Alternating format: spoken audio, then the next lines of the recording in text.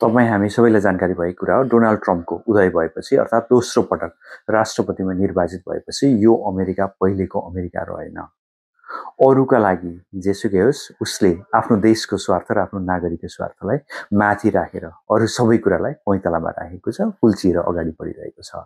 अझ पछिल्लो समयमा त हुन त यो कानुन अमेरिकामा सामाजिक सञ्जालको इलेक्ट्रोनिक डिभाइस सम्बन्धी कानुन नभएको होइन, पहिलेदेखि नै थियो, तर त्यति धेरै कार्यान्वयनमा आएको थिएन।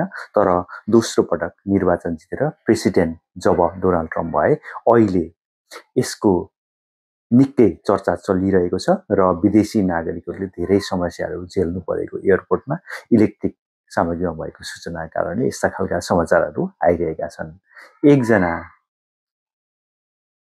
फ्रेन्च साइन्टिस्टको त डोनाल्ड ट्रम्पको बारेमा भएको क्रिटिकल जानकारीका आधारमा, सूचनाका आधारमा उनलाई अमेरिकामा प्रवेशै दिएन। तर क्रिटिकल जानकारी भनेर भनिएको छ, कस्तो खालको क्रिटिकल जानकारी भनेर चाहिँ बताइएको छैन।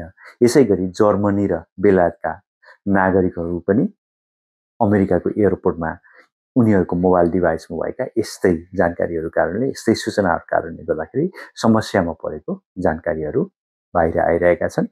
अब यदि अमेरिकाको जुन एउटा पोर्ट हुन्छ एयरपोर्टमा, तपाईले तपाईको डिभाइस अथवा डिभाइसको पासवर्ड दिनु भएन भने के हुन सक्छ त भनेर भन्ने क्वेशन आउँछ। कानुनमा बकाइदा व्यवस्था गरिएको छ, यदि तपाईले तपाईको डिभाइस अथवा पासवर्ड चाहिँ इमिग्रेसन अफिसरलाई चेक जाँचको लागि दिनु भएन भने तपाईलाई इन्ट्री निषेध गर्न सकिनेछ। यदि तपाईलाई इन्ट्री दिनै हालियो भने पनि तपाईको डिभाइस इमिग्रेसन अफिसरको नियन्त्रणमा रहनेछ र यो महिनौसम्म पनि रहन सक्नेछ र बीचमा केही यस्तै खालका सूचनाहरू प्राप्त भयो भने त्यतिखेर पनि तपाईलाई अमेरिकाको इमिग्रेसनले डिपोर्ट गर्न पनि सक्नेछ। अब यस्तो अवस्थामा तपाई अमेरिकामा जाँदै हुनुहुन्छ भने के गर्ने त?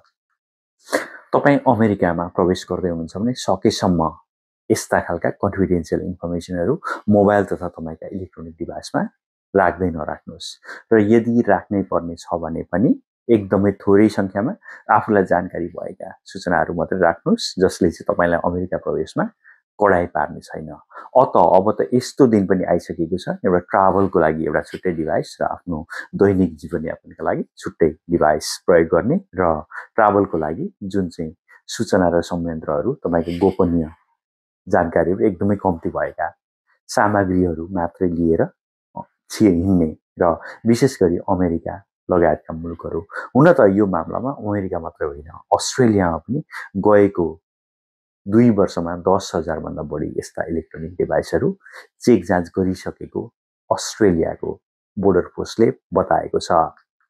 मैले अघि पनि भने धेरै जानकारी भनेको तपाईलाई धेरै स्पष्टीकरण दिनुपर्ने हुन्छ। त्यो कारणले गर्दाखेरि थोरै भन्दा थोरै सूचना तथा जानकारीहरू आफ्नो इलेक्ट्रोनिक डिभाइसमा राखियो भने त्यो फाइदाकर हुन्छ, हितकर हुन्छ र कम झमेलामा परिने हुन्छ।